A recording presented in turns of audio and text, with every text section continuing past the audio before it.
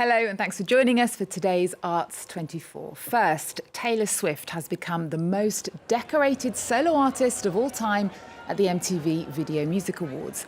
The singer dominated the VMAs, winning 7 categories. She won the night's top award, Video of the Year for Fortnite, featuring Post Malone. Earlier this week, Swift drew more than 10 million likes on her Instagram page for her post endorsing Vice President Kamala Harris in the November US elections. The pop megastar took to the stage to rally her fans to register to vote. Thank you to MTV for giving me this opportunity to thank the fans, to thank you for what you've done. And the fact that this is a fan-voted award and you voted for this, I appreciate it so much. And if you are over 18, please register to vote for something else that's very important coming up, the 2024 presidential election. Katy Perry received a Lifetime Achievement Award at the VMAs, where almost all of the prizes went to female artists. Rising star Chappell Roan won Best New Artist. The other voice of 2024 pop, Sabrina Carpenter, won the trophy for Song of the Year for Espresso. And South African artist Tyler won the Best Afrobeats Award with her hit Water. Well, next to the Toronto International Film Festival, where Elton John, Jude Law and Pamela Anderson are among the stars presenting new films. More than 270 movies will light up screens during the 49th edition of TIFF. What started as a way to spotlight Canadian films now draws 400,000 attendees each year. Charlie James looks at the films that have this year's festival a buzz. The Toronto International Film Festival always attracts the world's brightest stars. Pop icon Elton John graced the red carpet for the premiere of the documentary Elton John, Never Too Late, which follows his 50-year career.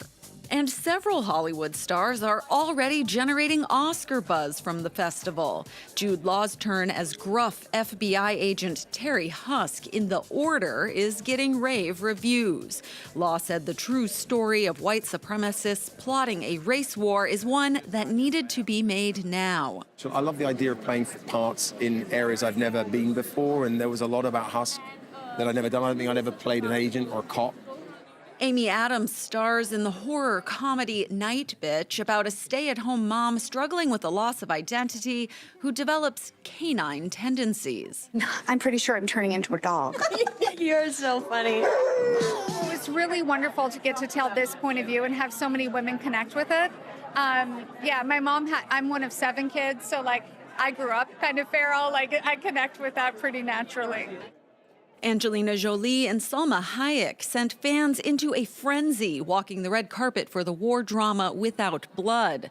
For Jolie's 5th movie as a director, she cast her close friend as her leading lady, and Hayek had nothing but praise for Jolie. So empathetic towards the people she's working with, you know, also towards the characters. And finally, everyone loves a comeback story, and Pamela Anderson staged a momentous one in The Last Showgirl. Her performance as an aging Las Vegas dancer is garnering awards chatter for the first time in her career. TIFF's winning films will be crowned at the festival's close on Sunday, September 15th. We're next to a documentary that tells the story of African art that was looted by French troops in the 19th century and its journey back home.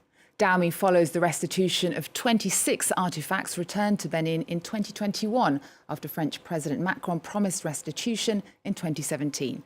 The film won the Golden Bear for Best Film at the Berlinale in February. Franco-Senegalese filmmaker Mati Diop talked to France 24 about when cinema becomes a decolonial tool.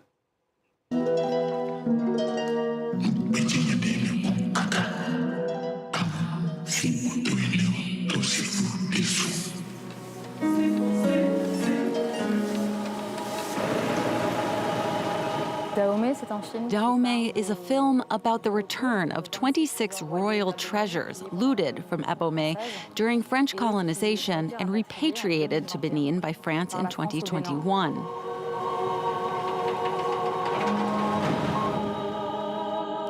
This story is told by the works themselves from their point of view.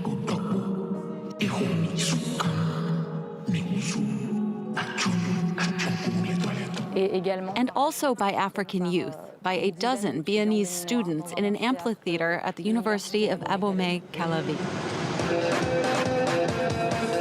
Durant mon enfance, j'ai grandi avec Disney. J'ai grandi en regardant Avatar. J'ai grandi en regardant Tom et Jerry. Mais je n'ai pas grandi en regardant un film de dessin animé qui est centré sur Béanzin, qui est centré sur notre héritage culturel. Activism is necessary for the return of the more than 7,000 works of art still outside the country and in our lifetime, not only for the young Beninese, but also for all of Africa. The issue of restitution is a serious matter of justice, a topic that was long buried, that has long faced historical and political denial. Through the power of cinema, I decided to seize this story to ensure that the debate around the issue grows.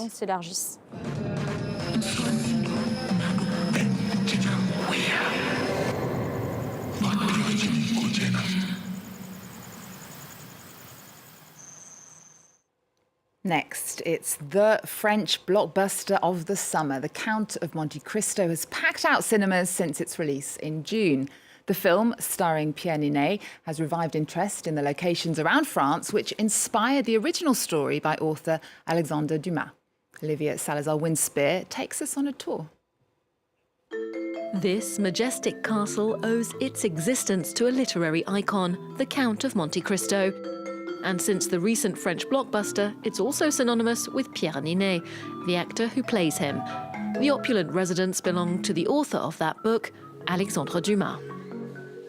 I really liked the film, so I gave the book a read again, and so after the holidays we decided to take a look inside the world of Dumas. I think it really looks like the film set. I'm not sure if it was shot here, but the castle certainly inspired it, so it's really interesting to see it in real life. Almost 8 million people have flocked to the cinema to see the vengeful Count on his quest for justice. À se venger. Indeed, it was the great success of the novel almost 200 years ago which allowed its author to build the castle of his dreams. This renewed interest in the work of Alexandre Dumas means visitor numbers have doubled this year. They come here in search of an authentic experience, and they want to get to know this 19th century author better. Today, he's just as popular as ever. He's very much of our time. A smaller, turreted structure can be found close to the main house, the office that Alexandre Dumas wrote his novels in. And its name, the Château TIFF, is a nod to the fortress which features in his epic saga and where the Count himself is jailed.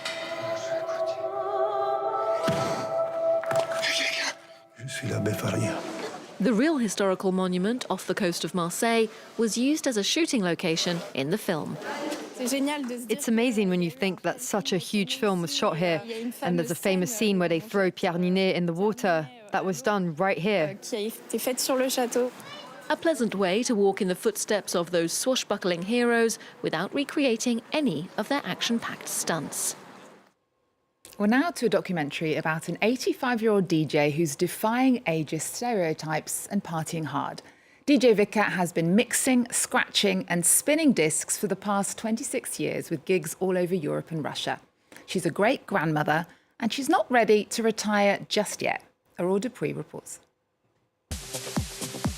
Breaking stereotypes with every beat. Virginia Schmidt, alias DJ Vika, is 85 years old. And when she's not pampering herself, she's blasting techno tunes across the streets of Warsaw. I'm so happy about this parade. I love gay pride. I'm for unity, equality, love, tolerance, open-mindedness. It allows people to live joyfully. In socially conservative Poland, DJ Vika advocates for LGBTQ rights and gender equality, but her ultimate goal is to encourage the elderly to embrace old age. In her own words, getting old is not a disease. So when she's not clubbing with youngsters, she's playing 70s hits at seniors clubs.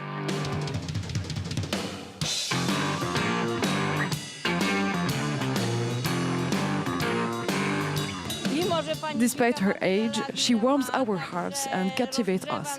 We can't hold back. Before getting into music, DJ Vika was an educator at a juvenile detention centre. Since retiring, she's toured Europe like a rock star. Helsinki, Frankfurt, Nice, her tunes touch all generations. Music isn't just a passion for me, it's a message. Music allows me to tell people what I've always done throughout my career. Music helps gain social skills. It helps young people lead a normal life. And I think that's also why I continue to work with the elderly, with their rehabilitation, their adaptation to modern life. The great-grandmother is now the subject of a new documentary. The bittersweet story of an 85-year-old lady who intends to celebrate life to the very end.